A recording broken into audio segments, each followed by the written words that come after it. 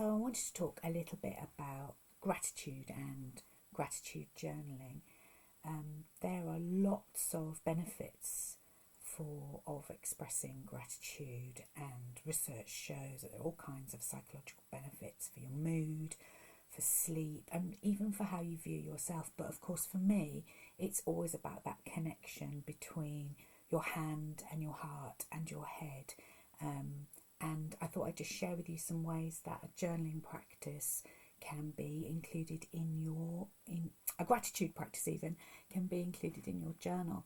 So when I started, I used to use a stencil like this, so that you put it on your page and you have a little spoke for every day of the month, so that you can write something about how grateful you are for something that day, for one little thing. And then it morphed for me into writing a longer piece. So that's just a grid that I've drawn into my journal. And when I was looking at it this morning, I was really interested that how many of them start with ing words. They're all things that are doing rather than passive things. I thought that was a really interesting thing.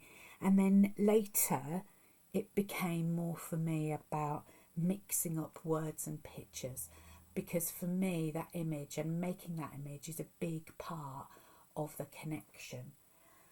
Sometimes I do it differently. Sometimes I use it as a way of noticing things that are going on around. So that month I drew something that I could see every day in the garden, just going outside for a couple of minutes and being with nature, which felt like a really beautiful thing to do.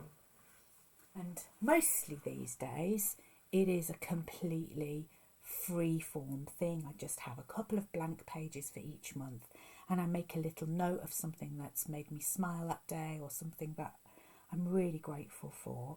And often I sit down and paint them in kind of blocks at the end of the week or the end of the month.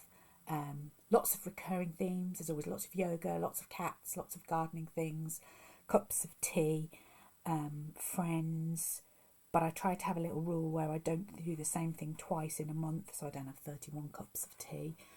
But yeah, have a go at gratitude practice. It's really good fun.